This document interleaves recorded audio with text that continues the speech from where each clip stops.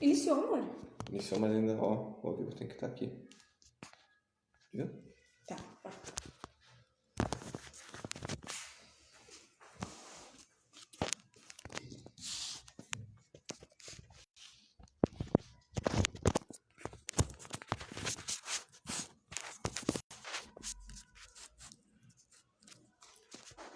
Avisa lá no grupo, amor. Começando.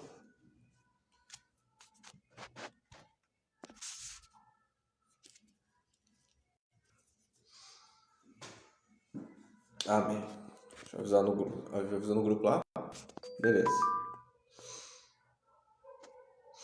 Beleza, então. Glória a Deus. Vamos dar início ao nosso culto. Primeiro fazendo oração, para depois estar dando tempo para o pessoal ir chegando. Querido Jesus, em teu santo nome, Pai, nós te damos graça por estarmos aqui, reunidos dessa maneira, Senhor, de maneira online aqui, Senhor, para pregar, Senhor, a tua santa palavra. E agradecemos, Senhor, pela oportunidade e pedimos, Senhor, a sua compaixão e misericórdia, Senhor, em nossas vidas. Pedimos que tu nos instrua, nos dê graça e capacitação, Senhor, tanto agora na minha vida para pregar a tua palavra, quanto na vida dos irmãos, Senhor, que estarão ouvindo. Que em nome de Jesus, Senhor, tu dê graça, discernimento, Senhor, sabedoria aos seus corações, aos seus ouvidos, para que em nome de Jesus todos possam ser edificados, Senhor, pela tua santa palavra. Pai, perdoa os nossos pecados, perdoa nossas falhas. Em nome de Jesus, pedimos, Senhor, que tu nos dê graça, Senhor, dentro de nossos lares nesse momento, para que em nome de Jesus nada nem ninguém, Senhor, venha tirar o nosso foco, venha tirar a nossa atenção, nós possamos estar tranquilos e acomodados dentro de nossos lares, Senhor, a ouvir a tua pregação. Em nome de Jesus, Senhor, dê-nos graça para a honra e glória, Senhor, do teu santo nome. Em nome de Jesus Cristo, amém. Amém. Glória a Deus. Graça e paz aos irmãos que estão chegando aí. Amém. Queridos irmãos, como vocês já devem ter visto no título, a pregação de hoje é Isaías 26. Amém? Peraí que eu vou baixar um pouco o celular aqui, porque vai ficar um pouquinho melhor. Espera aí. Pronto. É muita parede e pouco Henrique aparecendo para vocês. Se tu virar de novo, vai aparecer a mesma mensagem? Vai, com certeza. Irmãos, olha só, a gente estava dando um probleminha aqui. O problema que foi que deu é que o celular, tem uns 3 cultos atrás, a gente estava conseguindo gravar com o celular, assim. Só que daí agora estava pedindo para botar o celular em pé. E a gente viu, mas o que está acontecendo? Tentamos, não deu. Então vamos ter que gravar nesse formato, né? É ruim para depois colocar no YouTube e tudo mais, mas levamos. Como eu estava dizendo, irmãos, a pregação de hoje é Isaías 26. A gente não colocou nenhum outro título, né, mais específico, porque Isaías 26 é um capítulo que fala de muitas coisas, né? Ele está dividido em 3 partes, Isaías 26. Ele está dividido em um cântico de peregrinação que celebra a cidade de Deus. Depois, na segunda parte, a partir do versículo 7, ele é um cântico que expressa a fé em Deus. E a terceira parte é a promessa animadora de que Deus castigará o mal. Amém? Que ainda pega um pouquinho de Isaías 27. Então vamos ler a palavra do Senhor. Amém? Essa palavra sobre Isaías 26, eu já trouxe ela há muitos anos atrás, né? A igreja não existe desde 2013, né? Mas faz alguns anos que eu trouxe essa palavra. E eu achei que seria maneiro de trazer ela hoje, né? Reavivar a mente dos irmãos que talvez não lembrem com exatidão todos os detalhezinhos de Isaías 26 e até para poder deixar gravado, né? Para a posteridade. Amém? Isaías 26, um louvor e ação de graças. A palavra do Senhor nos diz no versículo 1: Naquele dia se entoará este cântico na terra de Judá. Quando a gente lê Isaías 26, a gente fica meio que numa brisa. E você saber, tá falando do que aqui? Qual é essa terra? Qual é esse lugar seguro? É o céu? É uma cidade? É Israel? que logo pelo versículo 1 a gente entende que está falando de Judá, de um lugar literal, né? O céu é literal também, amém? Mas não é um lugar transcendental, amém? Judá é um lugar terreno, né? Físico, e é sobre esse lugar que o texto está falando, sobre um lugar em que Deus escolheu para colocar o seu povo, que seria um lugar de bênção, um lugar seguro para eles. E diz aqui, ó: naquele dia se entoará este cântico na terra de Judá, uma forte cidade temos. Daí começa o cântico, né? O cântico começa com: uma forte cidade temos, a que Deus pôs a salvação por muros e antemuros. Então, se a gente olhar geograficamente, né, Judá e Israel na época, não eram tantos muros que tinham realmente literais assim guardando Israel, mas aqui a gente vê que os muros que guardavam eram a salvação do Senhor, amém? A esperança não estava em armas físicas, espadas, metralhadoras, canhões, estava na salvação do Senhor, naquilo que o Senhor faria na vida de cada judeu, de cada crente naquela época. E aqui quando é que poderia se cantar este cântico? Anteriormente, porque Isaías, quando foi escrito, eles já estavam na Terra Prometida há muitos anos, amém? Esse livro aqui foi escrito 712 anos antes de Cristo, então já tinha 1000 e pouquinhos anos que eles estavam ali na terra de Israel. Quando então a pessoa poderia cantar assim, uma forte cidade temos? Quando a pessoa poderia ser o prelúdio de começar a cantar esta música? Quando eles estavam naquele período do deserto, 40 anos, né, saindo do Egito até o caminho de Israel. Daí eu grifei aqui, escrevi na minha Bíblia, que é muito fácil e conivente cantar de alegria em segurança atrás desses muros. Por causa que daí ele vê a salvação. Eles poderiam não ver muros literais, mas eles realmente viam a salvação de Deus. E como assim eles viam a salvação de Deus? A salvação a gente consegue ver, aqui eles viam a salvação mediante as promessas se cumprindo. Qual eram as promessas? Que eles viveriam na terra que manaria leite e mel, na terra que Deus daria na mão desse povo, entregaria dos seus inimigos na mão desse povo. E foi exatamente isso que aconteceu. Existiam gigantes, existiam povos pagãos vivendo em Israel, e Deus entregou, né, esses pagãos, esses gigantes na mão de Israel, né? A gente vê ali em Josué como é que foram as batalhas, né? E Israel conseguiu destruir esses inimigos e realmente a terra manava leite e mel. Tinha uva que eles tinham que levar uma vara pendurada aqui, tipo, que nem a gente vê de vez em quando nos filmes, os caras levando um bicho morto, né, para comer, botando assim o bicho amarrado, eles levavam uva desse jeito. Então realmente eles estavam vendo a salvação, era literal. Deus disse que ia acontecer e aconteceu. Então era muito fácil estar naquela terra e já começar a cantar. Só que daí, mas antes disso, como nós agimos normalmente? Porque todos nós esperamos por uma bênção, não é? Todos nós aguardamos por um tempo de segurança, que a nossa família vai estar em paz, que não vai ter briga, que eu vou ter um bom emprego, né, que eu vou estar liberto de todos os meus pecados e vícios, e daí eu vou cantar alegremente. Mas até esse dia não chegar, como é que eu vou agir com o Senhor? Eu vou agir murmurando, questionando, perguntando: por que, Senhor? Por quê? Não, né? A gente tem que continuar sendo fiel ao Senhor e dizendo: Senhor, Tu sabe de todas as coisas. Amém ou não amém? Amém. Glórias a Deus.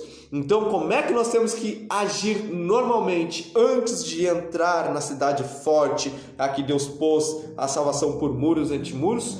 Continuar cantando de alegria. Amém? Continuando entoando louvores. Porque a nossa esperança e a nossa segurança não é aquilo que a gente vê. A nossa esperança e a nossa segurança está no invisível, que é o Senhor. Amém? Glórias a Deus. Deixa eu ver se fugiu alguma coisa. Não, eu acho que é isso daí. Daí no versículo 2, a gente entende por que ele é um cântico de peregrinação. Porque ele diz assim no começo do versículo 2: abri as portas. Então, abrir as portas para entrar neste lugar de segurança, nesse lugar aprazível, nesse lugar que tanto crente espera chegar, no lugar de sabor de mel, né? Não, sabor de mel é mais um símbolo de vingança, né? Tem algum outro chavão evangélico aí? De música da Cassiane? Um lugar de excelência. Um lugar de excelência. Sabor de mel é vingança, né? Vingança de crente, né? A oração de crente batuqueiro é o sabor de mel, né? Mas tem aquele outro chavão evangélico, um lugar de excelência. Tudo é excelência, né? Isso me dá uma agonia de vez em quando. Né? E eles querem estar nesse lugar de excelência. No caso aqui era Judá. Tu tem o teu lugar de excelência, tu tem a tua Judá, eu tenho a minha Judá. Cada um tem o seu lugar de excelência que espera um dia alcançar e estar confortável. Amém? É o que Deus promete para todo mundo? É o que Deus promete para alguns. Ele não promete para todo mundo. Por quê? Porque muitos não vão continuar honrando a Deus da mesma maneira quando estiverem no lugar aprazível. Porque quando eles estão no aperto, eles oram por estar no aperto. Quando eles estão no lugar aprazível, eles não oram. Porque eles estão no lugar aprazível, eles têm que ocupar a sua mente com outras coisas boas naquele momento. Orar ou deixa para orar para depois. Muitas vezes acontece isso. Amém? Então, Deus às vezes trabalha dessa maneira. Nem todos ele permite estar no lugar aprazível, porque este não será um bom servo de Deus. Tá, então, abrir as portas é uma expressão comum aos cânticos de peregrinação. Isso a gente vê no Salmo 118, no versículo 19 e 20, e no Salmo 24, do versículo 7 aos 10, que é aquele famoso que diz abri os portões da glória para que entre o Rei da Glória. Todo mundo lembra desse, né? Do Salmo 24. Amém? Então, como eu disse, aqui provavelmente não é o céu. Provavelmente é um lugar aprazível, um lugar de segurança, um lugar físico. Podemos usar como alegoria para falar do céu? Podemos, mas não é o caso aqui. Aqui está falando realmente de um lugar, uma bênção, algo que a gente espera que venha acontecer, né? Tanto a gente pode trocar a palavra lugar por um tempo de vida. Amém? Às vezes a gente não muda a nossa casa, mas o tempo que a gente vive na nossa casa melhorou, não é? Acontece sim, tem tempos melhores que outros. Então a gente pode trocar o lugar por um tempo. Eu espero por um tempo melhor, né? Até eu estava escutando rádio essa semana, estava tocando aquela música enjoada do Jota Quest, odeio Jota Quest, né? Mas que dá pra gente usar como exemplo, né? Esperamos dias melhores. Oi? Não gosto também dele. É muito enjoado. Mas é aquela música, esperamos por dias melhores, né? Melhores.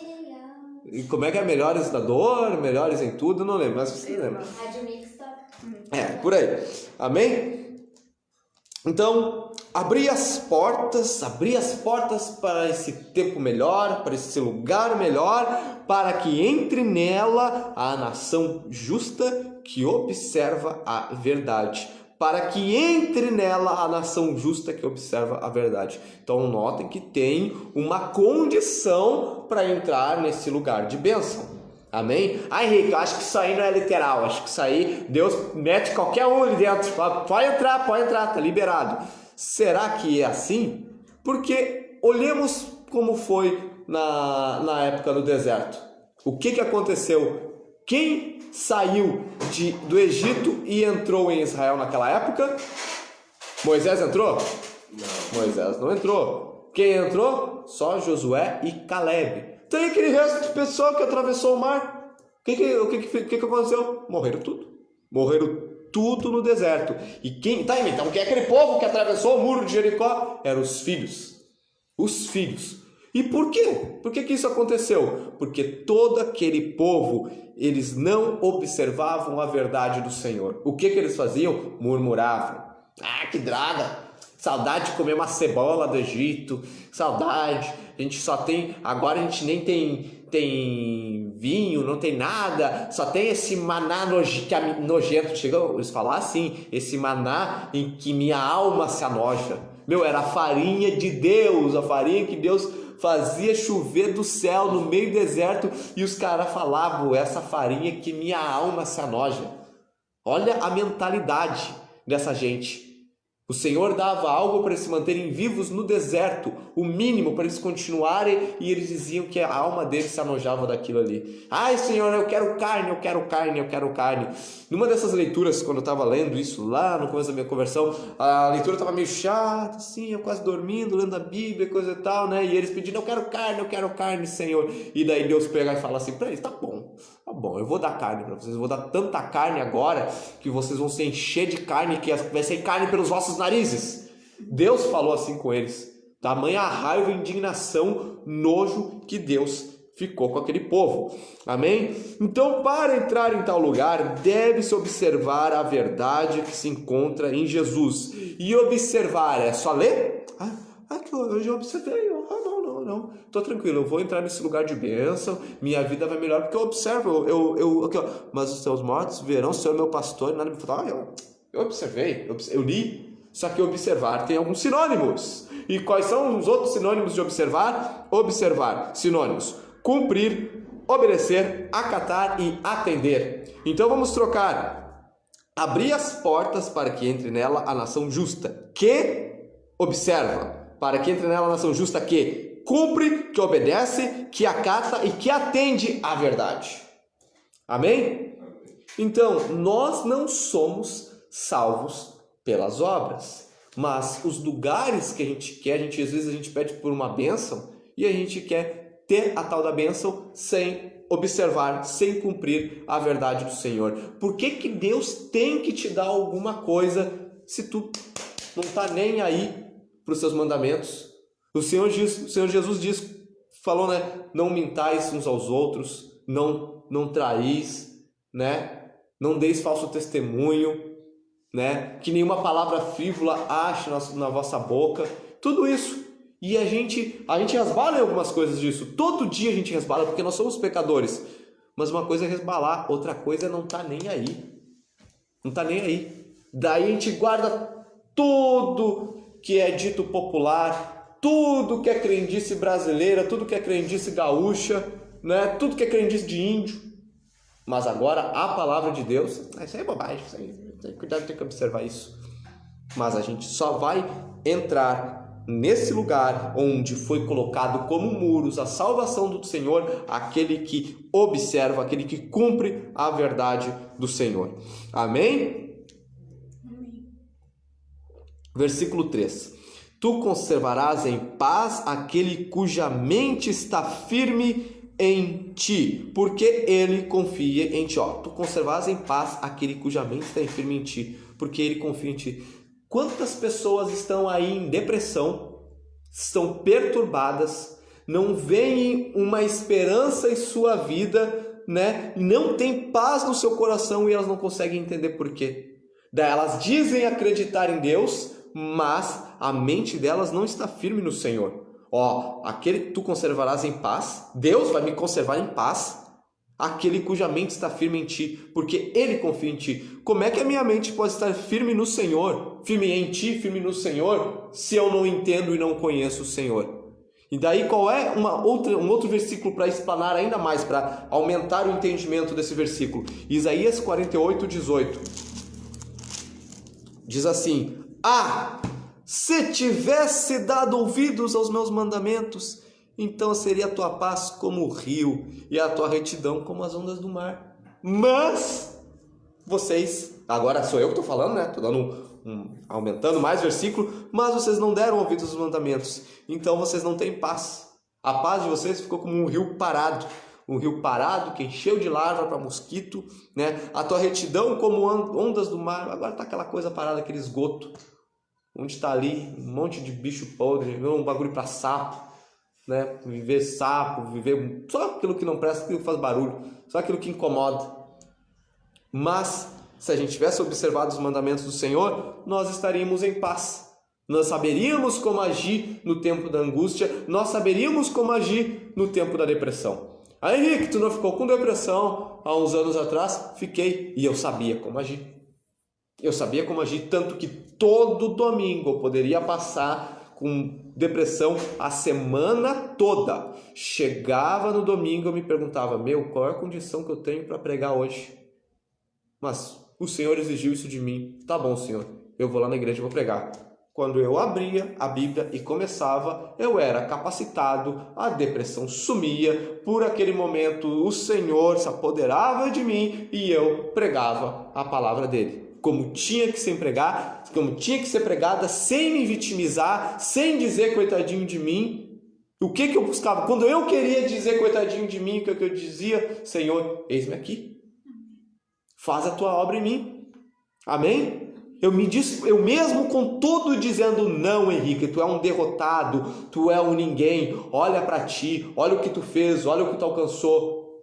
Poderia até ser verdade tudo aquilo que veio no meu coração, mas quando, Senhor, eu posso ser tudo isso, mas tu me chamou por uma missão, eu vou cumprir a missão. Na hora que eu me colocava para cumprir a missão, acontecia. Amém? Deus trabalhava. Por quê? Porque Deus, Ele se importa com os meus sonhos, mas Ele se importa ainda mais com os sonhos dele. Amém? Ele se importa ainda mais com os sonhos dele. Então, eu podia ali estar numa depressão, tinha gente que podia estar ouvindo aquilo e está muito pior, e quando ouvia aquilo, sairia edificado. Amém? Então, confiai, versículo 4, confiai no Senhor perpetuamente, pois o Senhor Deus é uma rocha eterna. O que é o sentido de rocha? Que é um lugar seguro, é um lugar firme, um lugar inabalável, pode vir o vento, pode vir a onda, e aquele lugar não vai ceder. É uma rocha eterna, é para os séculos dos séculos, para sempre e sempre. E outra tradução não diz confiai no Senhor, mas diz assim, comprometei-vos completamente com o Senhor. Amém? E o que é se comprometer completamente? É com tudo na tua vida. Amém? É sem reservas.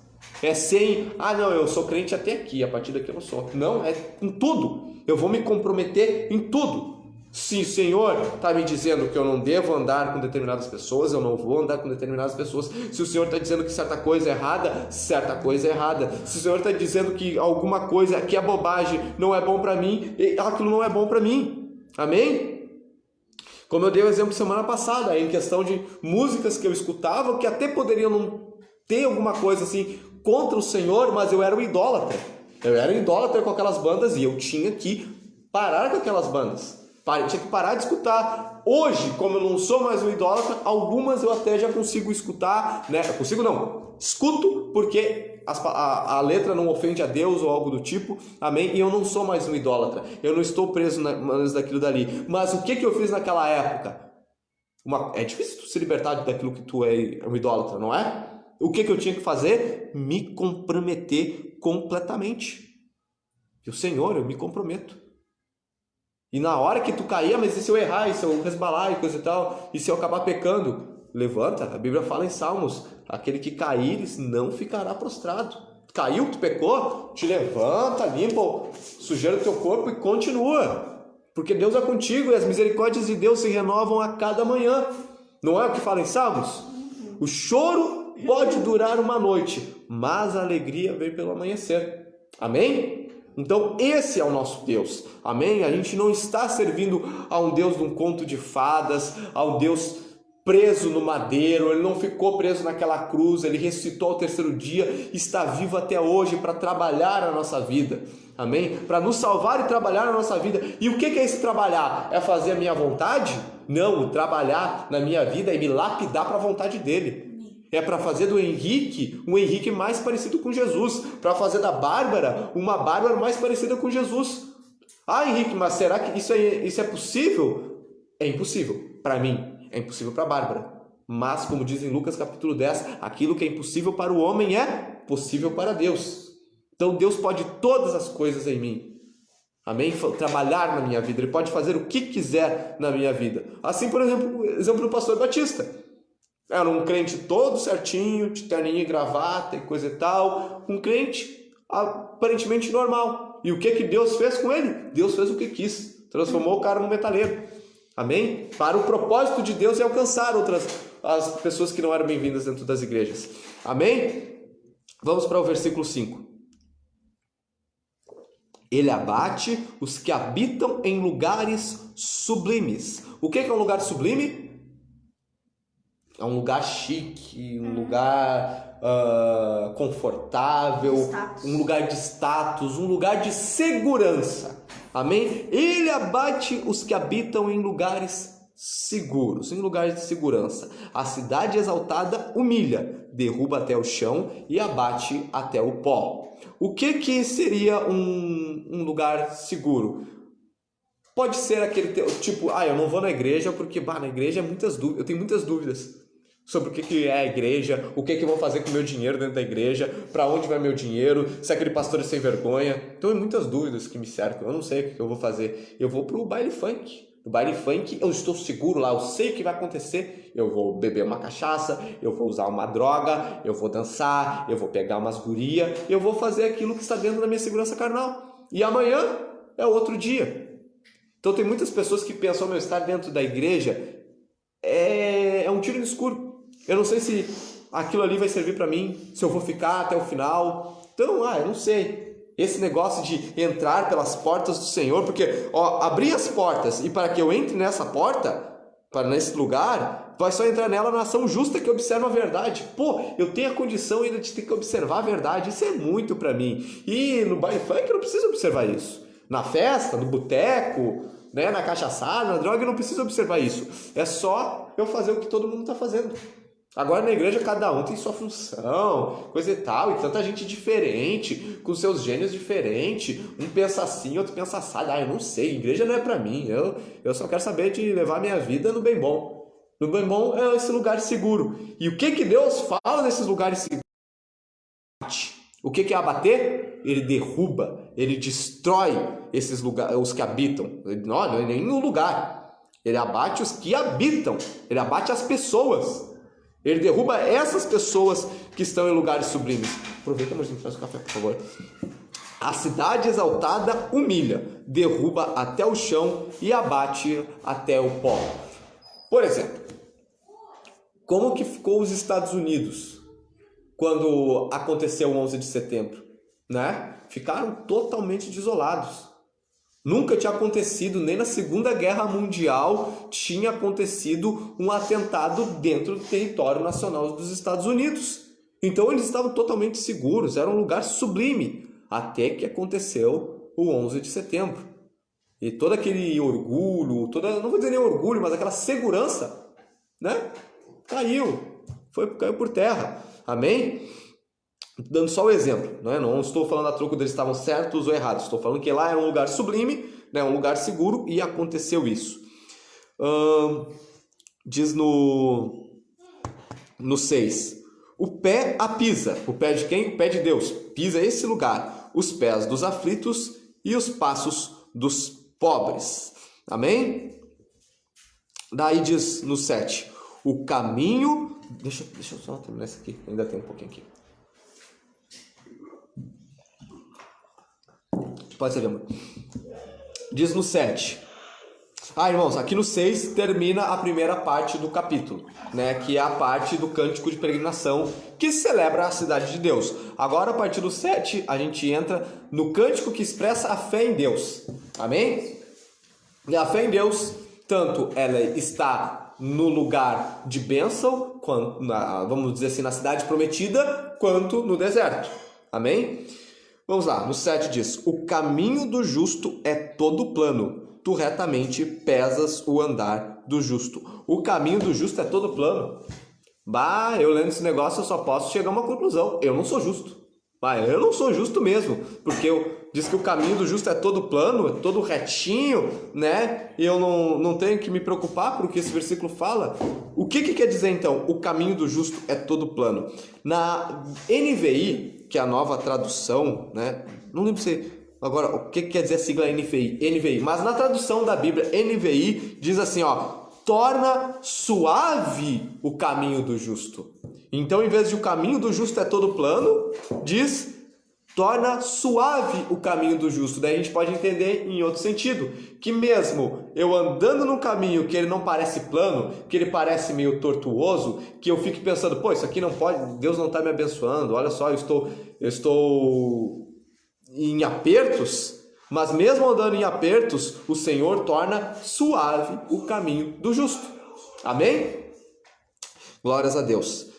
Ainda tem outra tradução. Diz assim, Outra tradução. A vereda do justo é plana.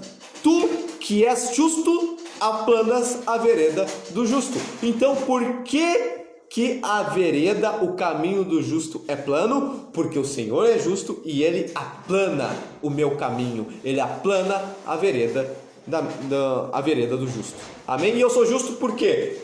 Porque por causa dos meus méritos? Não. Eu sou justo porque o Senhor que me justifica. Porque todos pecaram e destituídos estão da glória de Deus. E a Bíblia diz em 1 João, fala que aquele que diz que não tem pecado, já o faz porque ele é mentiroso. Amém? Então todos nós somos pecadores e somos justificados somente pelo poder do sacrifício do sangue de Jesus. Amém? Daí o 8 é muito especial esse versículo. Olha o que ele diz. Até no caminho dos teus juízos, Senhor, te esperamos. No teu nome e na tua memória está o desejo da nossa alma. Olha só, até no caminho dos seus juízos. Quando a gente pensa em juízo de Deus, a gente pensa coisa boa ou coisa ruim? Coisa ruim, né? Coisa ruim. A gente pensa no juízo de Deus, a gente já pensa no Armagedon, Jesus descendo no cavalo branco com a miríade de anjos atrás, soprando, né, pelo sopro da sua boca e matando todo aquele exército do anticristo, derrubando, né, e depois aquele monte de abutre, de corvo, comendo as carnes, que é o que a Bíblia fala em Apocalipse, que vai ficar, que aquele exército vai servir de comida para os abutres e para os corvos. E o gafanhoto também com os rabos. Isso. Então a gente pensa nesse negócio, tá louco, ai, Jesus voltar, ai meu Deus, né? Ai, espera um pouco mais, Jesus, né? Quando a gente pensa no caminho dos juízos de Deus, a gente se perturba, a gente se apavora. Quem nunca perguntou assim, ó, espera mais um pouco, Jesus, não me leva agora. Ainda não casei. Mas olha só, o normal é a Bíblia. O normal não é aquilo que vem na nossa telha, não é? Na nossa cabeça. E qual é o normal que a Bíblia diz? Até no caminho dos seus juízos, Senhor, te esperamos.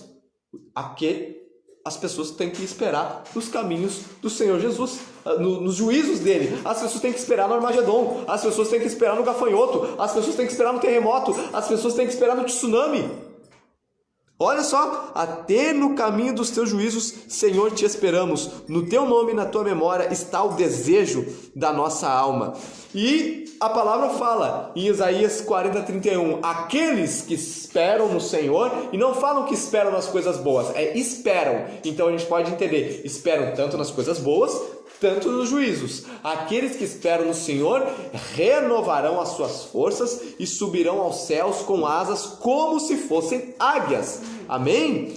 E em Salmo 40, versículo 1, a palavra do Senhor nos diz assim, ó: esperei com paciência pelo Senhor, e Ele se inclinou para mim e ouviu o meu clamor. Então, como é que a gente tem que esperar? Com perturbação? Com dúvida? Com angústia? Não, eu esperei com paciência pelo Senhor. Amém? Em outras traduções, esperei com paciência no Senhor. E o que é paciência? Está tudo desgraçando na tua vida, tudo desmoronando, tudo caindo. E eu estou aqui, esperando com paciência pelo Senhor. O Senhor vai me resgatar, o Senhor vai me tirar dessa situação. Amém? Daí eu grifei aqui, hoje quando o crente pensa nos juízos do Senhor, normalmente ele treme de medo. Mas o texto pede para esperarmos nisso. Amém? E olha só o que diz em Isaías 64. Larinha. Acho que seria melhor morrer antes salvo do que aqui. Em Isaías 64, versículo 1 e 2 diz assim: se fendesses os céus e descesses, e se os montes tremessem diante da tua face, como quando o fogo inflama os gravetos e faz ferver a água, desce para fazeres notório o teu nome aos teus adversários e fazer que as nações tremam na tua presença. Henrique, eu não entendi. Do que está falando isso aí? Olha o que diz no 1. Se fendesses os céus e descesses. Aqui Isaías está falando, ó Senhor, se tu voltasse de uma vez e fizesse o Armagedon. E para a gente ler um outro texto do Novo Testamento e ver que realmente fala disso, vamos para 2 Pedro capítulo 3, versículo 7 ao 10. Armagedon parece filme de da Marvel, né? Armagedon é o nome do lugar que vai ter essa guerra, que também tem o nome de Megido. É um vale que é onde a Bíblia diz que Jesus vai descer. É o vale de Megido ou o vale de Armagedon. Aí, vai ter um apagão? Quando Jesus Toda a voltar, Terra. eu acho que vai ter uma grande luz. A luz, né? Mesmo nos lugares que forem noite, na hora, vai ficar de dia. Só te digo uma coisa, com certeza vai terminar a internet sem essa proposta. Com certeza. Mas nessa hora, imagina, todo mundo, aqueles que tiverem a marca da besta, porque cristão não vai ter internet, porque não vai ter a marca da besta, né? Mas todo mundo vai estar olhando ali, meu Deus, o que está acontecendo? Todo mundo no Twitter, estou aqui no meio do apocalipse. Olha só, o que diz em 2 Pedro, versículo do capítulo 3, do 7 ao 10. Mas os céus e a terra que existem, agora pela mesma palavra, têm sido guardados para o fogo, sendo reservados para o dia do juízo e da perdição dos homens ímpios. Mas, amados, não ignoreis uma coisa, que um dia para o Senhor é como 1000 anos, e 1000 anos como um dia. O Senhor não retarda a sua promessa, ainda que alguns a tenham por tardia, ele é longânimo para convosco, não querendo que ninguém se perca, senão que todos venham arrepender-se. Mas o dia do Senhor virá como um ladrão, os céus passarão com grande estrondo, e os elementos ardendo se desfarão, e a terra e as obras que nela há serão descobertas. E como é que diz aqui no Isaías 64, versículo 1 e 2? Ó, se fendesses, abrisses os céus e descesses. Então aqui Isaías está falando, ó Senhor Jesus, se tu voltasse de uma vez, se tu voltasse de uma vez, acabasse com essa palhaçada que está esse mundo. Ó, se tu fendesses os céus e descesses, se os montes tremessem diante da tua face. Daí lembra que em 2 Pedro fala de fogo e os elementos ardendo? Olha o que diz, como quando fogo inflama os gravetos e faz ferver a água, desce, Senhor, vem aqui na terra, para fazeres notório o teu nome, para que saibam quem tu és, para que todos aqueles que caluniam do teu povo, para que todos aqueles que caluniam da tua pessoa, que dizem que Jesus era um qualquer, que Jesus não existia, para que fazeres o teu nome notório, desce aos teus adversários e fazer que as nações tremam na tua presença. O que Isaías está falando aqui? Ele está esperando nos juízos de Deus. Amém? E isso é um cântico que expressa fé em Deus. Então, a fé em Deus tem que andar com o Senhor. Vem de uma vez, por favor, Jesus. Amém? E alguém que diz Senhor, vem de uma vez, não fica vivendo de qualquer jeito, né? Um cara que diz Senhor Jesus, vem de uma vez, tá todo dia aqui, ó, se espiando, né? Cuidando daquilo que fala, cuidando daquilo que brinca, né? Tem uns pessoal mais radical da Deus e Amor que dormia até de calça. Eu conheci um cara que ele dormia até de calça, para Jesus não voltar naquela hora e não estar de cueca, né? E ele não ficar, porque a Bíblia fala que não sejas achados nu, né? E ele entendia aquilo literal, né? Que ser achado nu não era fazendo pecado, fazendo coisa errada, que achado nu era nu mesmo, pelado, né? Para não ir para Jesus não voltar e ele ir pro inferno e dormir de calça, né? Amém? Glórias a Deus. Amém? Os irmãos estão escrevendo algo ali, depois na palavra, vou ler todos os comentários, irmãos queridos. Amém? Vamos lá, continuar. No versículo, a gente leu aqui no 8, né? Então nós temos ou não temos que esperar no juízo de Deus? Sim. Amém? Temos então. Maranata, ora vem, Senhor Jesus. Versículo 9. Com a minha alma te desejo de noite, com meu espírito que está dentro de mim, madrugo a buscar-te. Quando os teus juízos reinam na terra, os moradores do mundo aprendem a retidão. Olha só, quando os teus juízos reinam na terra, os moradores no mundo aprendem a retidão. O que o mundo diz hoje? Pessoal progressista, esses países assim que estão querendo calar o cristianismo. Querem calar o cristianismo porque eles dizem que o cristianismo é contra a liberdade individual. Amém? Querem falar que o cristianismo tem que acabar porque o cristianismo Isso aí estão certo. Oi? Dizem que só nós estamos certos. E realmente, irmãos, o cristianismo, só ele está certo. Mas o cristianismo é a única religião que dá liberdade para que os outros acreditam da maneira que eles querem. Henrique, não é assim não. Não é? Então, o que Jesus quis dizer quando quando ele foi pregar para outra terra? Não quiseram ouvir a pregação dele, e daí Pedro e João chegaram para Jesus e falaram: Senhor, quer que a gente ore que nem Elias, para que desce fogo sobre eles, para que eles sejam consumidos? E Jesus disse o quê? Vocês não entenderam nada. Eu não vim para condenar o mundo, mas eu vim para que eles sejam salvos. O que Jesus estava falando naquele momento? Deixa eles viver do jeito que eles querem. Se eles não querem me aceitar, deixa. No dia do juízo final eu vou ter com eles, mas agora deixa. Então o cristianismo respeita sim a liberdade individual. Mas e aqueles que querem pecar e fazer o que dá na telha? Irmãos, é só cobrado dos cristãos. É só cobrado do cristão que não seja a favor de aborto. É só cobrado a favor de cristão que não seja a favor de libertinagem sexual. O mundo não tem capacidade de viver a vida cristã, porque eles não têm o Espírito Santo. A Bíblia fala que para o homem carnal, as coisas de Deus são loucura. Então, a vida cristã é cobrada de quem se colocou como cristão, quem se prontificou a viver a fé cristã, quem está dentro da igreja. A esses é cobrado a vida cristã. Ao resto do mundo é só anunciado as boas novas. Jesus veio para te salvar. Amém? E outra coisa, estava vendo um negócio sobre o índice de liberdade. Você sabe quais são os países mais livres do mundo? Hein? Os países mais livres do mundo são aqueles que são majoritariamente cristãos. Olha só, maiores índices de liberdade individual são em países onde o cristianismo é difundido e aplicado. E daí tu pode dizer: Henrique, a Suécia é um dos países mais livres e a maioria é ateu. É verdade, a maioria é ateu, mas foi fundada em cima de princípios bíblicos, em cima de princípios cristãos, assim como toda a Europa. E agora, a China, que não é feita em cima de princípios cristãos, tem liberdade individual? Nenhuma. Cuba, que não é feito, é bem longe de princípios cristãos, tem liberdade individual? Venezuela. Então, os países livres que professam, que o cristianismo tem, que tem a maior parte em sua população de cristãos, são os países que mais defendem as liberdades individuais. Então, quando o versículo está falando aqui, quando os teus juízos reinam na terra, os moradores do mundo aprendem retidão. Mesmo que eles não concordam, eles vão aprender. Como tem muitos ateus que dizem: eu sou ateu, eu não acredito em Deus, mas o cristianismo é um mal necessário.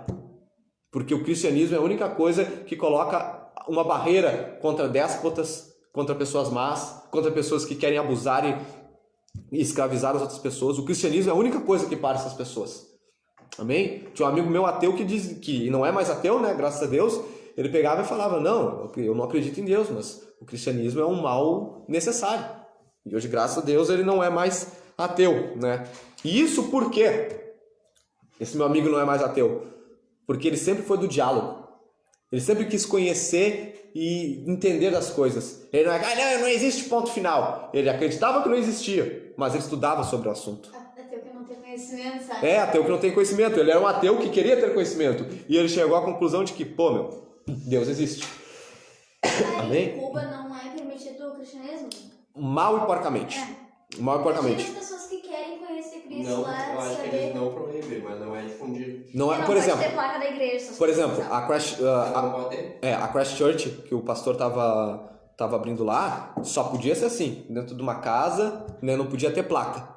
E o pastor Batista, quando eles tocaram lá, eles tiveram que entrar só como músico e não como missionário. E daí teve um cara que sempre andava com eles e falava: vocês podem tocar, coisa e tal, mas não podem falar sobre aquilo que vocês acreditam. Então, no meio das músicas, tocava música lá falando sobre Jesus, mas aquilo que daí tu já foi no show, que ele pregava no meio das músicas, ele não podia pregar. Ele Igual lá fora, lá na Rússia. Na Rússia, Daí tinha que falar sobre amizade, sobre amor, sobre respeito, e ele fala sobre isso.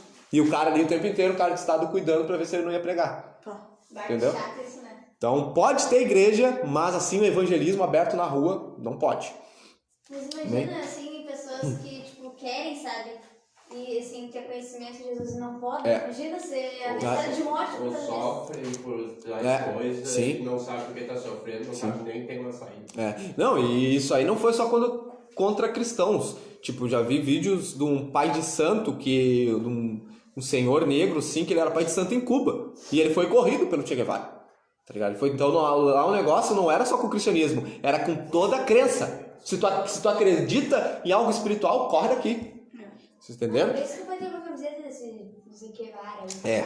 Vamos Não vai pra lá. vamos prosseguir. Che Guevara. Olha só, no versículo 10, deixa eu ver quanto tempo a gente está aqui falando.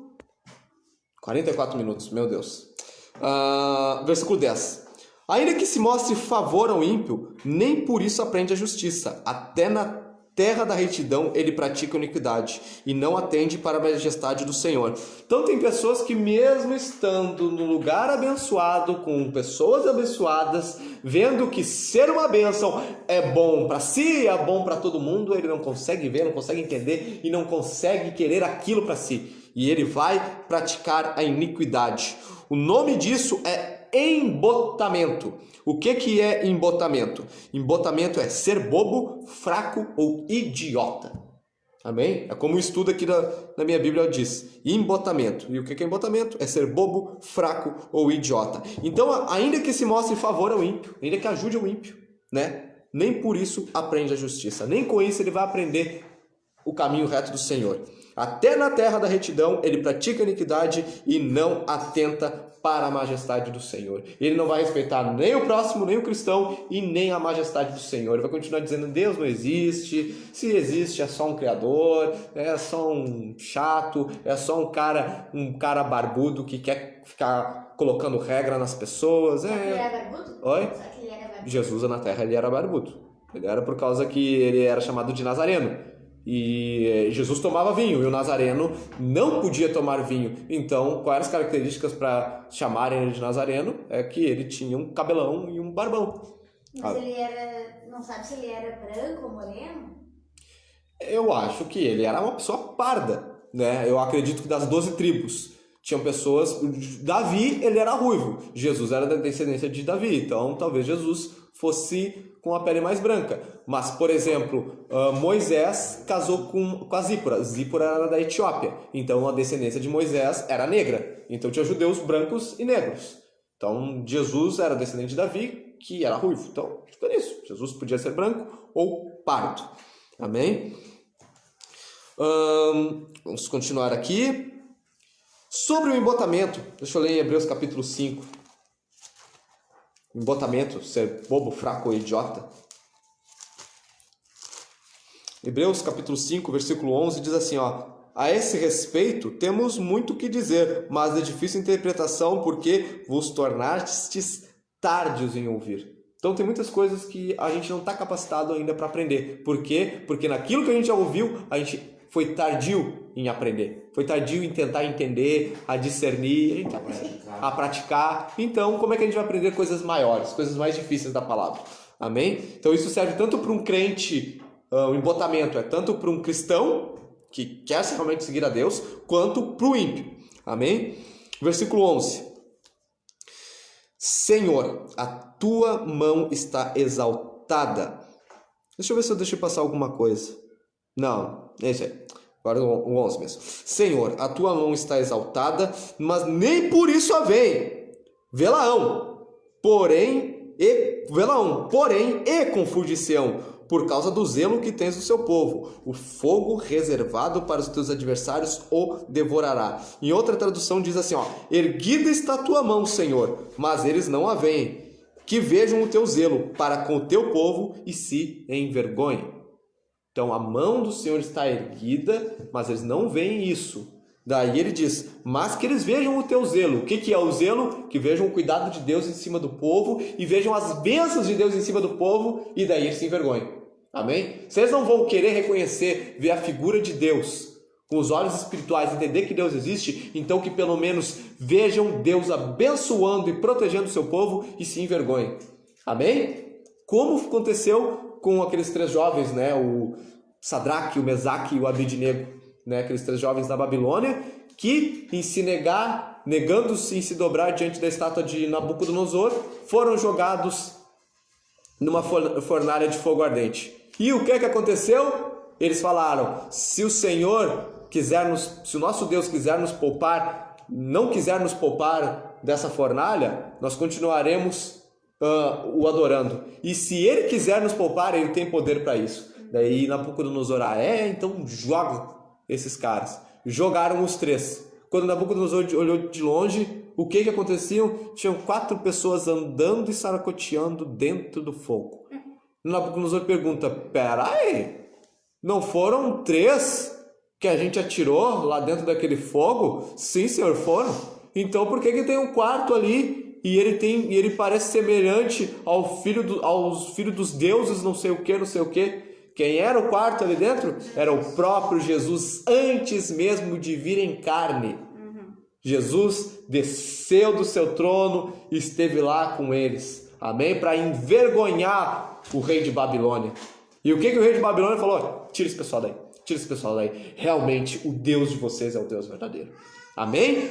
Então, irmãos, é com isso. Se não envergonharmos os nossos inimigos, que a gente não envergonhe o nosso Deus. Se os nossos inimigos não baixarem a cabeça diante do nosso Deus, que nós não abaixemos a cabeça nunca para o nosso Deus. Que nós não venhamos a tornar-se inimigos do nosso Jesus. Amém? Confundir-se-ão, mas não darão o braço a torcer. Eu lembro que em outra tradução, na minha tradução, na linguagem do Henrique, né? Quando diz aqui, confundir-se-ão por causa do zelo que tens do seu nome, do seu povo, o fogo reservado para os teus adversários os devorará. E na minha tradução, né, que eu coloquei assim para explicar melhor, vamos dizer, confundir-se-ão, mas não darão um braço a torcer. E eles verão: peraí, mas eu tô vendo alguma coisa diferente acontecer na vida deles. Mas não. Deus não existe. Continua sendo teimoso. Tem pessoas que são assim e vão morrer assim. Cabe a nós somente orarmos por eles e pedirmos: Senhor, em nome de Jesus, muda a cabeça do cabeça dura, né? Muda os seus caminhos. Deus não existe, que conforta as dores dele, o Big Bang? Versículo 12. Senhor, tu nos darás a paz. Tu fizeste para nós todas as nossas obras. Senhor, tu nos darás a paz. E lembra que eu li ali no versículo 3, né? Tu conservarás em paz aquele cuja mente está firme em ti. Daí a gente leu ali como é que a nossa mente vai estar firme no Senhor, conhecendo os seus mandamentos e obedecendo os seus mandamentos. E reconfirmando isso aqui que diz: Senhor, tu nos darás a paz, diz no Salmo 119, deixa eu abrir lá no Salmo 119, no versículo 165, assim, muita paz tem os que amam a tua lei, e para eles não há tropeço. Então, irmãos, muita paz há para quem ama a lei do Senhor. E o que é a lei do Senhor? É a Bíblia, é a palavra. Muita paz há para quem ama esse livrinho, amém? Que entende que esse livrinho chegou na minha mão porque sangue foi derramado para que pessoas chegassem. Você sabe quantos apóstolos morreram de morte natural? Sabe quantos? Acho que Um só. né? Somente João morreu de velhice e morreu na cadeia.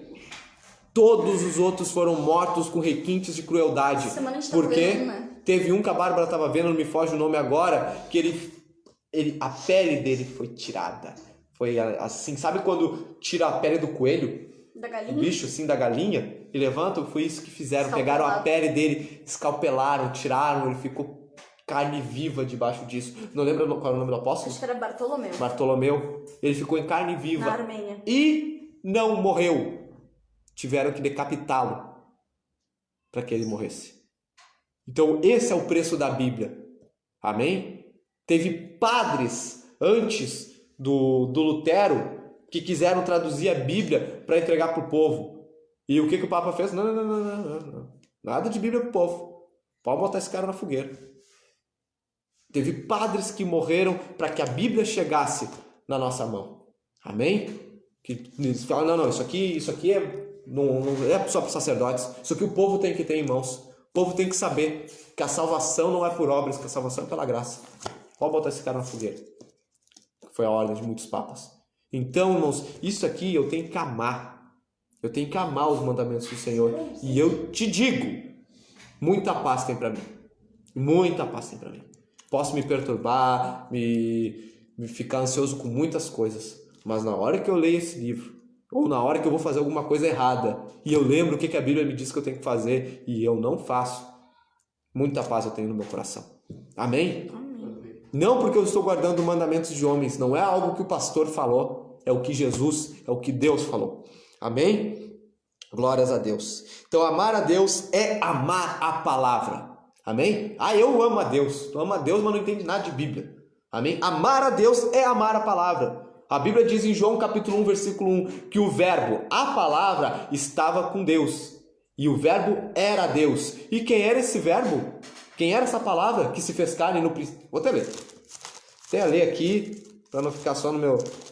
dizer que eu estou falando bobagem. João capítulo 1, versículo 1. No princípio era o verbo, vamos trocar o verbo por palavra. No princípio era a palavra, e a palavra estava com Deus, e a palavra era Deus.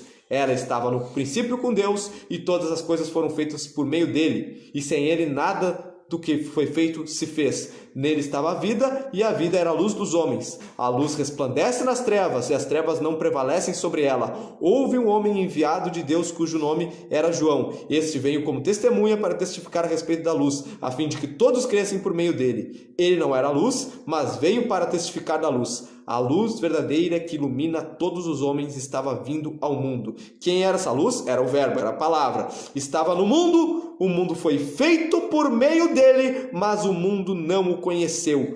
Veio para os que era seu, mas os seus não o receberam. Quem é que veio para aqueles que era seu e os seus não receberam? O Senhor Jesus. Então quem é a palavra é Jesus.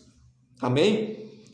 Veio para o que era seu, mas os seus não o receberam. Mas todos os que o receberam, aqueles que creem no seu nome, deu-lhes o poder de serem feitos filhos de Deus. Deu-lhes o poder de serem feitos filhos de Deus. O que isso quer dizer? Que as pessoas que estão fora da congregação de Cristo não são filhos de Deus, são criaturas.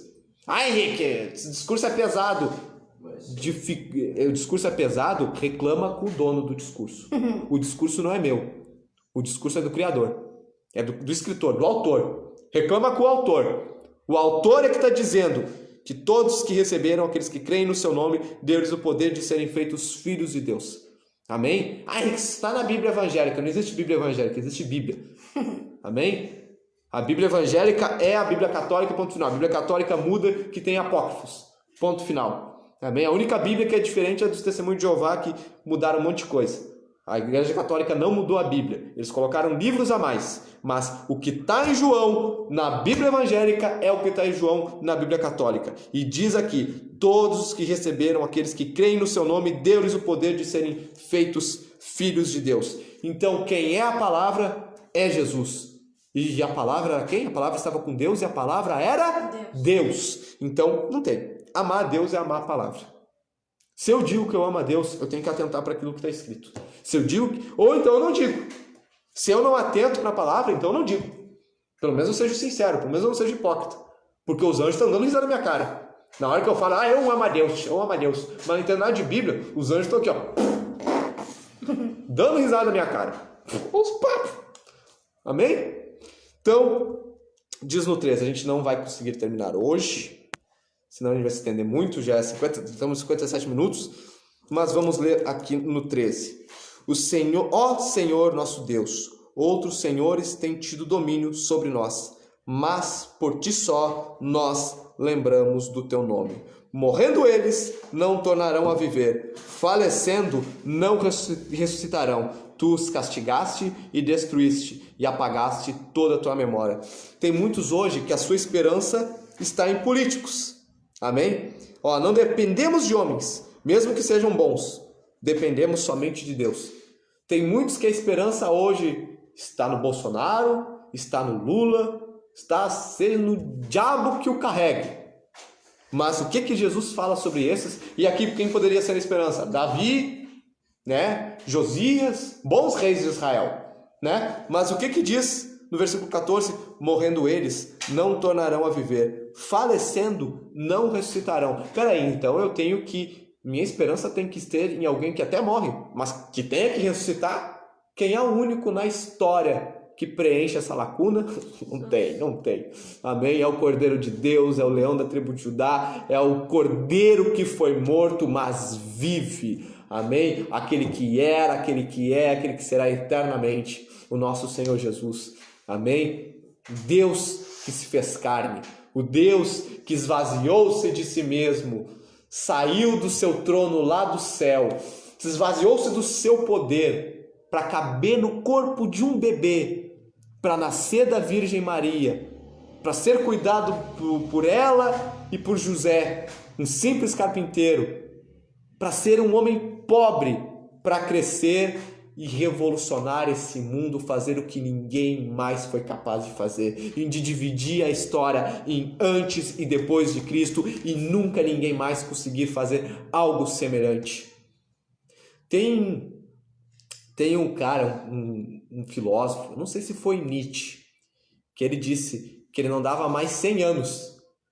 Posso estar errado, talvez se não foi Nietzsche, foi outro cara. Que ele não dava 100 anos para a Bíblia parar de ser... Como é que se diz? Ser produzida.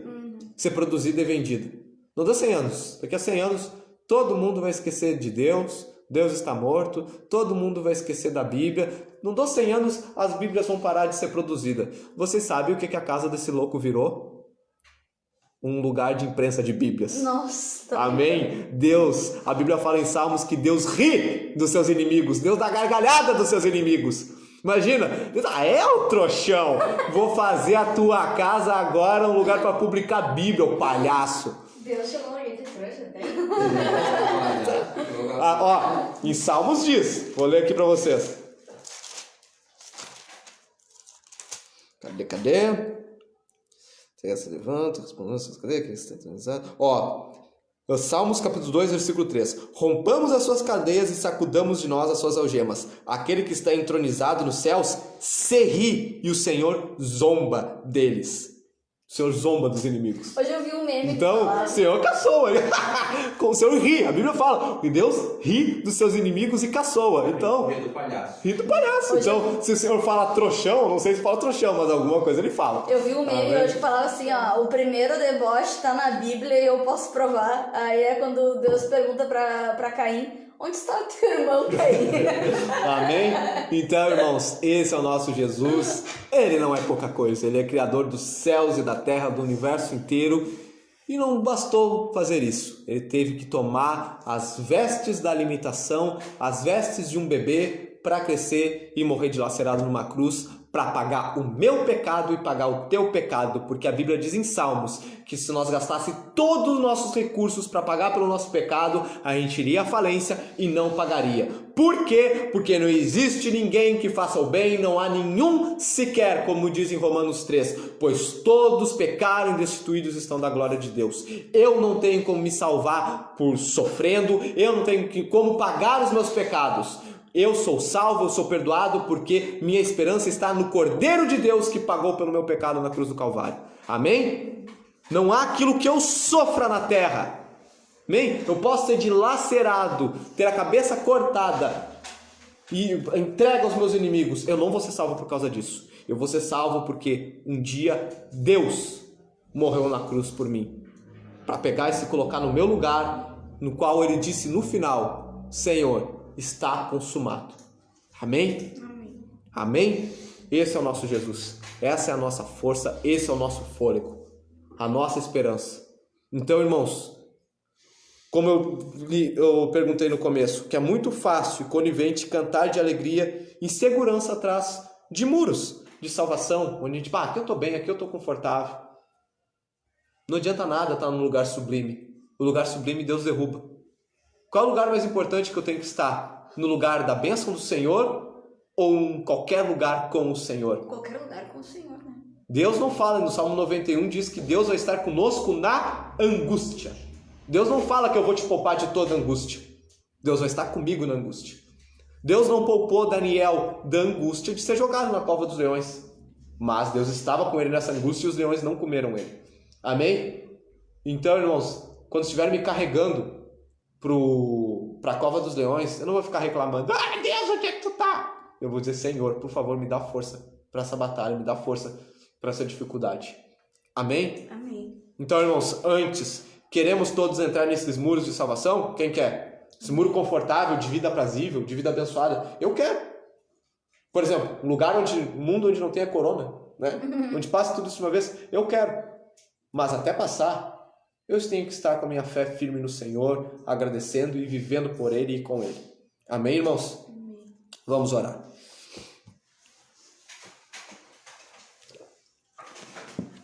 Querido e amado Jesus, eu te dou graças, Senhor, por essa palavra. Eu te dou graças, Senhor, porque falaste conosco até aqui. Senhor, meu Deus, eu peço por sua infinita misericórdia que tu continue nos capacitando, nos dando força, Senhor, contra as astutas ciladas do diabo, contra as nossas limitações, contra as acusações que o diabo coloca em nossa vida. Que em nome de Jesus a gente possa passar por cima de tudo isso e descansar em Ti. Pois Tu, Senhor, é o nosso refúgio, Tu, Senhor, é a nossa rocha eterna, Tu, Senhor, é o nosso auxílio. Então, em nome de Jesus, perdoa o tempo, Senhor, que a gente reclamou, perdoa o tempo que a gente murmurou, que a gente quis entrar no lugar da bênção e não observar a Tua verdade. Que a partir de hoje nós possamos, antes mesmo de entrar no lugar da bênção, de entrar por essa terra que mana leite e mel, antes de entrar nesse lugar aprazível, que a gente esteja observando a Tua verdade, porque Tu és digno do nosso sacrifício, Tu és digno de entregarmos a nossa vida e de nos comprometer completamente com o Senhor. Em nome de Jesus, eu não tenho força, Senhor, para fazer isso, pois eu sou pecador. Por isso eu peço que Teu Espírito me capacite e capacite cada um dos irmãos que estão ouvindo essa palavra para cumprirem a sua missão e se comprometerem completamente com o Senhor. No nome poderoso de Jesus, é o que eu oro, te pedindo e te agradecendo. Amém, amém e amém. Glória a Deus. Amém, queridos irmãos. Irmãos e irmãs, a gente não conseguiu terminar todo o Isaías 26, a gente parou aqui no 14, amém? Então, o que foi? Qual é a piadinha? E então, semana que vem a gente termina esse capítulo. Amém, meus irmãos? Então é isso, Deus abençoe a tua semana, te dê uma semana de bênção, uma semana de vitória, e até domingo que vem. E se voltarmos a fazer os cultos presenciais, a gente fala pelo Facebook, pelo grupo da igreja e na página da igreja, beleza? É isso aí, pessoal, Deus abençoe.